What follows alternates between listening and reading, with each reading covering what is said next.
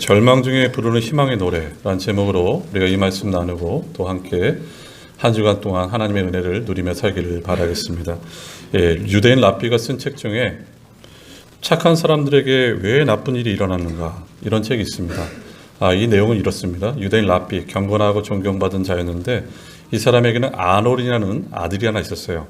이 아이가 이제 8개월째 됐을 때 보니까 아이가 체중이 더 이상 늘지 않고 또 돌이 될 때 이제 머리카락이 이제 빠지기 시작합니다. 이게 심상치 않다. 그래서 병원에 가봤더니 3세 때 이런 판정을 받죠. 이 아이는 90cm 이상 키가 자라지 않을 것이고 또 이 아이는 또 머리털도 빠지고 또 쉽게 노화돼서 이 아이는 오래 살지 못할 것이다. 이렇게 말했습니다. 바로 선천적 조로증에 걸린 것이죠. 아론이 이 책에서 아론이 아니라 유대인 랍비가 이렇게 말합니다. 나는 여태껏 신을 열심히 섬겼는데 왜 이런 일이 내게 찾아왔을까? 그래서 두 가지 질문합니다. 하나는 왜 신이시여? 왜 우리 가정에 이런 어려움을 주십니까? 왜 우리 가정입니까? 이 하나하고 또 하나는 이 아론은 언제까지 이 어려움 가운데 살 수밖에 없습니까? 이 두 가지 질문이었어요. 근데 결국 아론이 15세 되는 해에 그가 죽게 됩니다. 그리고 4년 후에 이 책을 쓰게 돼요. 왜 착한 사람들에게 나쁜 일이 일어납니까? 이런 책을 쓰게 된 것이에요. 근데 이런 책의 내용이 오늘 어떻게 보면 하박국서의 내용과 어떤 비슷함을 보게 됩니다. 기원전 621년에 요시야 왕이 성전에서 율법책을 발견하게 되고 또 율법책으로 말미암아 유다 땅에 이제 개혁이 일어나죠. 정화 사업이 일어나고 또 하나님께 돌아가자는 그런 내용들이 펼쳐집니다. 근데 이런 내용들이 오래가면 좋은데 오래가지 못하고 이스라엘 백성들이 굉장히 큰 제약에 빠지게 되고 또 폭력과 탈취와 하나님 말씀을 무시하고 하나님 말씀을 가까이 하자는 이들의 삶. 여기 하박국 선지자가 이렇게 고백하죠. 1장에 보면요. 하나님 어떻게 선민인 저들이 저렇게 살 수 있는데 왜 하나님 가만히 계십니까? 이 왜란 단어였어요. 여기에 대해 하나님께서 대답하시는데 내가 갈대아 바벨론 사람들을 들어서 이 땅을 칠 것이다 이렇게 말씀하세요. 그때 하박국이 또 말합니다. 하나님 어떻게 이 나라를 저렇게 악한 나라를 들으셔서 치실 수 있습니까? 이 의문에 빠진 것이에요. 근데 결국에 2장 가운데 그 말씀 가운데 깨닫게 되어서 하나님께서 반드시 저 바벨론도 멸망시킬 것이다 이런 말씀을 듣게 되죠. 하박국은 한마디로 이 절망과 혼란 가운데 그래서 희망을 감사를 노래하는 것이 오늘 본문의 내용입니다. 그렇다면 우리가 오늘 살펴볼 때 첫 번째 내용은 하나님을 경험해야 됩니다. 놀라운 것은 상황이 바뀌지 않아도 하나님을 만난 은혜가 사람을 변화시켜요. 여러분 우리가 어떻게 변화되는가? 사람 정말 안 변합니다. 복음이 하나님을 만난 사람이 변화된다 이렇게 되어 있어요. 고난은 우리에게 여러 가지 때로는 유익도 줄 수 있습니다. 고난에 대해서 사람들은 어떻게 반응하냐면요. 하나는 뜨겁든지 하나는 차갑든지 반응해요. 즉 미지근한 신앙은 없습니다. 사람이 편안해지면요. 오히려 미지근해지 고난이 다가오면 두 가지입니다. 하나는 하나님께 더 가까이 나가든지 하나는 하나님과 더욱더 멀어지든지 이 둘 중에 하나인 것이죠. 근데 이 고난 가운데 하박국이 하나님을 체험합니다. 물론 하박국은 선지자예요. 하나님 말씀을 전했던 자, 하나님을 만났던 자.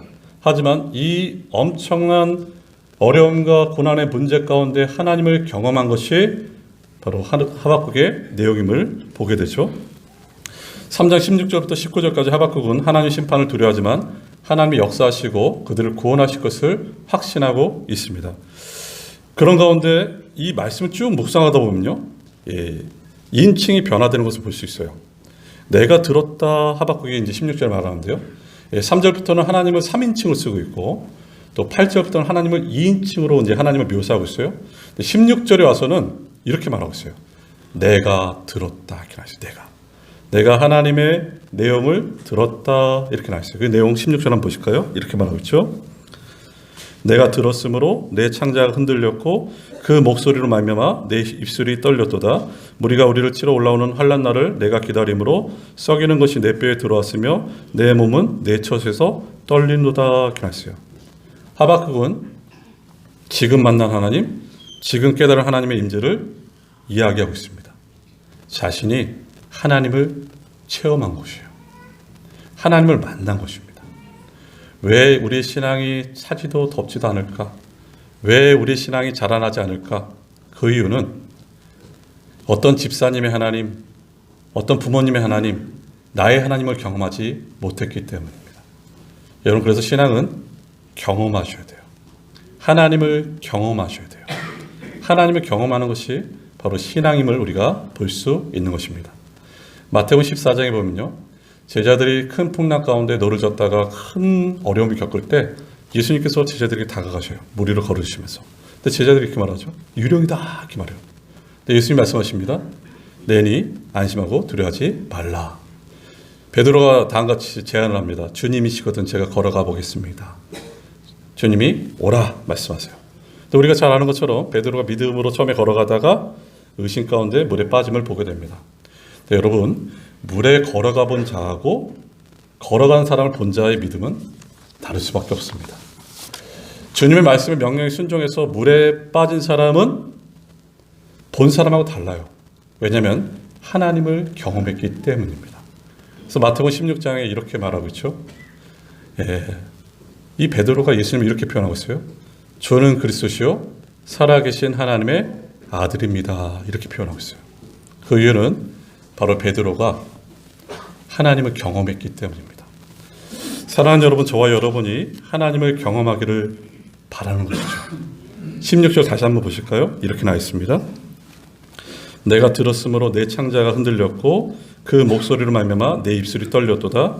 무리가 우리를 치러 올라오는 환난 날을 내가 기다림으로 썩이는 것이 내 뼈에 들어왔으며 내 몸은 내 처소에서 떨리는도다. 이렇게 나와 있어요.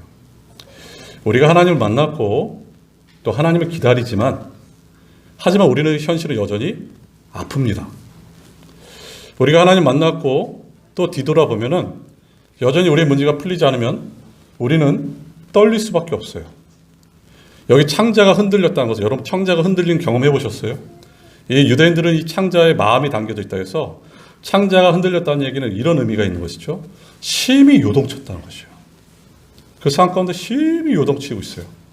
그리고 하박국의 고백은 이렇게 말합니다. 썩이는 것이 내 뼈에 들어왔다 이렇게 말했어요. 이거는 극심한 고통을 말하고 있습니다. 얼마나 고통이 컸는지 극심한 고통을 표현하고 있고 또 그가 이렇게 말하고 있어요. 내 몸은 내 처소에서 떨린노다 이렇게 말했어요. 이 말은 극도의 공포 상태를 말하고 있습니다. 한마디로 내 창자가 흔들리고 극심한 고통과 공포가 내게 몰려옵니다. 이것을 말하고 있어요. 하박국이 환난 날에도 하나님이 기다리고 있지만 그는 여전히 두려워하고 있습니다. 하지만 달라진 것은 뭐가 달라졌냐면요. 이게 끝이 아니라는 것을 알게 되었습니다. 그리고 하나님을 신뢰하고 하나님께 나갈 수 있게 된 것이에요. 왜냐 하나님을 경험했기 때문입니다. 여러분. 믿음은 바로 하나님을 경험하는 것입니다. 그래서 저도 여러분들도 살아계신 하나님을 경험하시길 바랍니다. 전능하신 하나님을 경험하셔야 돼요. 두 번째, 하나님을 경험하기 위해서는 말씀이 새겨져야 됩니다. 하박국은 총 3장으로 되어 있는데요. 1장과 3장에서 변화된 것은 없습니다. 환경이 바뀌지도 않고 하나님 똑같고 여전히 하박국도 똑같아요. 하지만 변화된 게 있습니다. 어떤 게 변화됐냐면요. 하박국이 변화됐어요. 하박국의 시각이 변화됐어요. 그러니 여러분 우리에게 어떤 일이 있을 때 하나님 탓, 남 탓하지 마시고 내 탓입니다. 여러분. 저 사람 변해야지, 교회가 변해야지가 아니라 내가 변화되셔야 돼요. 근데 어떻게 변화되겠습니까? 여러분 우리 같은 자들이 어떻게 변화되겠어요? 하나님의 말씀을 경험할 때 우리가 변화될 수 있습니다. 책은 도끼다라는 책이 있어요. 이 내용은 이제 카피라이터가 쓴 책인데 이 사람의 내용이 아니라 실제적으로 카프카라는 소설가가 말한 내용입니다. 책은 도끼다. 이 말은 독서의 유익을 말하고 있습니다. 꽁꽁 얼어붙은 강물은 도끼가 아니면 깰 수 없는 것처럼 우리들의 마음이 굳어졌다는 것이고 또한 겨울철 강물처럼 꽁꽁 얼어붙었다는 것이에요. 변화가 없다는 것이죠. 그럼 어떻게 변화할 수 있을까? 독서가 책을 읽음으로 변화될 수 있다는 것이죠. 책을 읽을 때 우리의 지경이 넓게 되고 우리의 사고가 깊게 됨을 보게 됩니다. 독서하지 않으면 변할 수 없습니다. 독서해야지, 책이 도끼가 돼야지 우리가 변할 수 있어요. 그래서 여러분 나이가 들수록 책을 많이 보라 이런 얘기를 많이 하고 있어요. 우리가 잘 아는 철학가 김영석 선생님 101살 사시는 분이신데 이분이 말씀 중에 핵심 뭐냐면요. 나이가 들수록 공부하라 이렇게 말하고 있어요. 왜냐하면 우리가 변화되어야 되기 때문이에요. 책은 도끼입니다. 우리 생각을 사고를 깨트려요. 이게 바로 책은 도끼입니다. 이런 내용이 교회사에서 비슷한 경험을 한 경우가 있어요. 누터입니다. 종교개혁을 일으켰던 누터가 그 어느 날 친구랑 함께 걸어가다가 그 친구가 벼락에 맞아 죽게 됩니다. 누터가 심한 두려움을 갖게 되고 결국 신부가 되고 수도가사가 돼요. 누터는 자신의 노력과 공로로 자신의 죄를 씻고자 했지만 그가 느끼는 것은 늘 어떤 것이었는가? 나는 여전히 하나님 앞에 죄인이고 불안과 두려움이 떠나지 않음을 보게 돼요.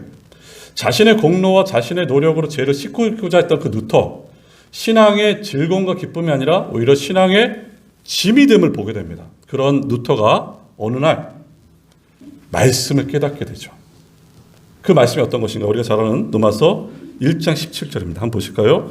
복음에는 하나님의 의가 나타나서 믿음으로 믿음에 이르게 하나니 기록된 바 오직 의인은 믿음으로 말미암아 살리라 한가 같으니라 이렇게 했어요.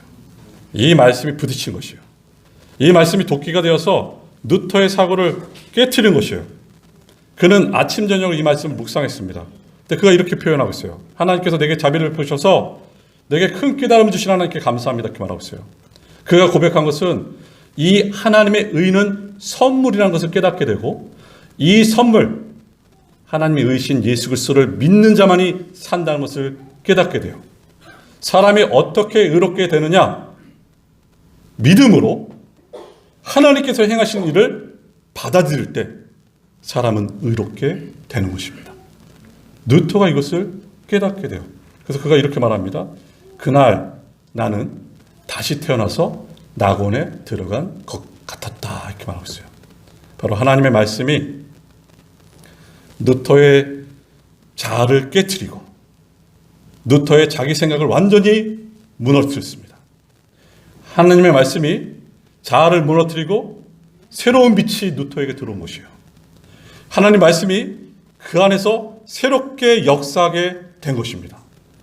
그분의 말씀이 마치 도끼가 되어서 그 사고를 무너뜨린 것입니다. 그래서 누터가 구원을 오직 전적인 하나님의 은혜임을 고백하게 되었고 그가 종교 개혁을 일으키게 된 것입니다. 오늘 하박국도 마찬가지입니다. 1장에서 그의 질문 왜 하나님은? 근데 그 질문이 어떻게 해결됐을까요? 말씀이 도끼가 되어서 하박국의 사고와 자아를 완전히 깨트렸습니다. 그래서 하박국서 2장 4절에 이렇게 말하고 있죠. 한번 보실까요? 2장 4절입니다. 보라, 그의 마음은 교만하며 그 속에서 정직하지 못하나 의인은 그의 믿음으로 말미암아 살리라 이렇게 했어요. 이 말씀, 비록 악이 선을 압도하고 악인이 의인보다 형통하는 현실을 계속된다 하여도 의인은 하나님의 공의를 믿는 것입니다. 하나님이 일하심을 믿는 것이에요. 이게 바로 의인은 믿음으로 말미암아 살리라 이것이에요. 사랑하는 여러분, 말씀을 사모하시기 바랍니다. 말씀을 읽으셔야 돼요. 말씀이 우리 안에 들어와서 우리의 자아와 우리 사고를 생각을 깨트리고 무너뜨려야 됩니다. 왜 신앙생활을 오래 했는데도 왜 우리는 변하지 않습니까? 말씀이 도끼가 되지 않기 때문이에요. 여러분. 말씀이 도끼가 되어서 내 자아와 내 사고를 무너뜨리면 우리는 하나님을 경험할 수 있을 것입니다. 끝으로 세 번째, 하나님을 경험한 자는 하나님께 감사한 자임을 보게 됩니다. 하나님께서 2장까지 하박국에게 믿음을 요구하셨다면 이제 3장부터는 하박국의 기도가 이렇게 시작되고 있어요. 당장 변하지 않을지라도 그는 하나님께서 영광 중에 오셔서 악인들 심판하실 것을 확신했습니다. 그래서 3장 12절에 이렇게 나와 있습니다. 주께서 노를 바라사 땅을 두르셨으며 분을 내사 여러 나라를 밟으셨나이다. 이렇게 말하고 있어요. 그의 믿음이 굳건해진 것이에요. 그리고 심지어 그는 이렇게 고백합니다. 우리가 잘 아는 17절 말씀 보세요. 이렇게 말하고 있죠.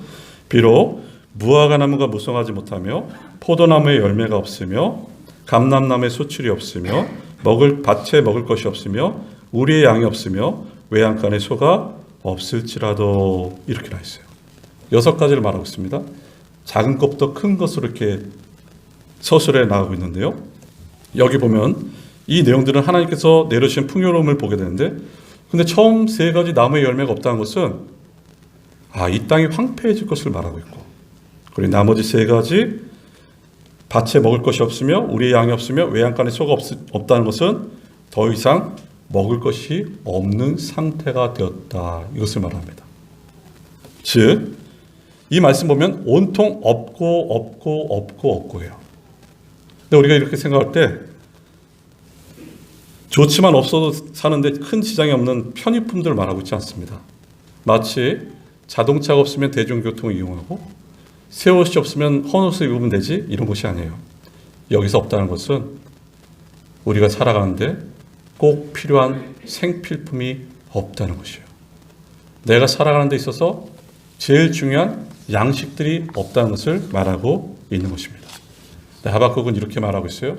이 모든 것이 없을지라도 나는 여호와를 신뢰하고 여호와를 믿고 확신 가운데 살겠습니다, 이렇게 말하고 있어요. 이게 하나님을 경험한 사람의 특징입니다. 그래서 그 하박국 18절에서 이렇게 고백하고 있죠. 한번 보실까요? 나는 여호와로 말미암아 즐거워하며 나의 구원의 하나님으로 말미암아 기뻐하리로다, 이렇게 나 있어요. 하박국이 이렇게 말하고 있습니다. 나는 여호와로 말미암아 즐거워한다는 얘기는, 이 여호와로 말미암는다는 것은 여호와 아니라는 뜻이에요. 나는 그분 안에서 그 하나님을 즐거워하고 나의 구원의 하나님을 기뻐하겠습니다, 말하고 있어요. 단순히 믿는 것이 아니라 내가 그분 안에 사는 것입니다, 여러분. 다시 말하면 손실의 고통을 감수하며 많은 것을 떠나보내는 뼈아픈 상황에서도 여전히 떠나지 않고 함께하고 있는 것이 존재한다는 것인데, 여전히 떠나지 않고 함께하는 존재하는 그분이 누군가? 여호와 하나님만이 여전히 떠나지 않고 함께 하십니다, 이렇게 말하고 있어요. 그래서 나는 그 하나님을 즐거워하고 기뻐하겠습니다 말씀하고 있고, 더 나아가서 내가 이 세상에 살아가는 가장 축복 중에 가장 큰 축복은 바로 하나님의 임재를 경험한 것이 나의 가장 큰 축복입니다. 하박국의 고백입니다, 여러분. 너희는 기다리라, 이 책에 있는데요. 이 책에서 한 목사님이, 우리가 잘 아는 목사님이신데, 이분이 이제 이 목사님께서 성도들을 데리고 오래전이죠, 소록도, 나병 환자들이 있는 소록도에 방문합니다. 그 소록도의 중학교의 연역을 그 전도사님 통해서 쭉 듣게 되고, 그러면서 이 소록도가, 이 황폐하고 불모지 같은 이 소록도가 어떻게 이렇게 아름다운 섬으로 변모할 수 있었을까? 이 전도사님이 쭉 설명하면서 이 전도사님이 이제 목사님에게 이렇게 말하고 있어요. 목사님, 소록도를 아시기 위해서는, 이렇게 변모된 걸 아시기 위해서는 우리가 찌라도라는 섬에 가보셔야 됩니다. 이 목사님이 당한 것은 이제 스케줄이 빡빡했는데 또 시간을 내기에 좀 난처하니까 얼굴 표정이 약간 난처한 빛을 비치니까 이 전도사님이 이렇게 제안합니다. 근데 찌라도는 멀리 있지 않아요. 목사님, 찌라도는 가까이 있는 섬입니다. 그러면서 17절을 읽어주고 있어요. 한번 17절 우리 다 함께 읽어보실까요? 이렇게 말하고 있죠. 비록 무화과 나무가 무성하지 못하며 포도나무에 열매가 없으며 감람나무에 소출이 없으며 밭에 먹을 것이 없으며 우리의 양이 없으며 외양간에 소가 없을지라도, 이것이에요. 여러분, 찌라도는 멀리 있지 않습니다. 그래서 이 전도사님이 이렇게 말하고 있어요. 목사님, 여기 있는 소록도의 나병 환자분들은 모든 것이 없습니다. 돈도 없습니다. 건강도 없습니다. 가족도 없습니다. 아내에게, 남편에게, 자녀에게 버림받아서 이 소록도까지 왔습니다. 우리는 아무것도 없을지라도 하나님이 우리와 함께 하십니다, 이것이었어요. 그래서 우리가 이 모든 어려움과 역경들을 견디며 여기까지 올 수 있었습니다, 이렇게 말하고 있어요. 사랑하는 여러분, 지금까지 열심히 다들 살아오셨잖아요. 하지만 여러분 보십시오. 모든 것이 우리 주변에 사라질지라도 사라지지 않는 분이 계세요. 여호와 하나님이 사라지지 않으십니다. 그분이 우리와 함께 하세요. 그분이 우리를 지키셔요. 그분을 믿고 나가는 것이 우리의 힘이다. 이렇게 말하고 있어요. 하나님만이, 그분이 우리를 사랑하시고 내가 늘 너와 함께 하겠다고 말씀하신 것이 바로 이 자리입니다. 여러분. 누가복음 8장 48절에 우리가 잘 아는 말씀이 나옵니다. 나병 환자와 마찬가지로 혈루병 앓는 것도 어떻게 보면 저주받은 병이었는데 12의 혈루증을 앓는 여인. 이 여인이 예수님 앞에 나오죠. 고침받고 났을 때 예수님께서 이렇게 말씀하세요. 누가복음 8장 48절인데요. 예수께서 이르시되 따라 내 믿음이 너를 구원하였으니 평안히 가라 하시더라. 이렇게 했어요. 따라 내 믿음이 너를 구원하였으니 평안히 가라 이렇게 말씀하세요. 여러분, 이 여인이 이제 고침을 받았잖아요. 근데 제가 새벽에도 잠시 말씀드렸는데 이 여인의 병이 재발되었을까요? 안 재발되었을까요? 안 재발됐을 것입니다. 왜냐하면 주님께서 고쳐주셨기 때문이에요. 하지만 재발되더라도 괜찮은 이유는 이 여인은 가장 큰 행복을 만났기 때문입니다. 물론 병의 고침을 받는 것도 행복이지만 이보다 더 큰 행복은 어떤 것인가? 그 주님이 이 여인의 이름을 불러줬어요. 딸아, 내 사랑하는 딸아, 내 믿음이 너를 구원하였다. 사랑하는 딸아, 이름을 불러줬어요.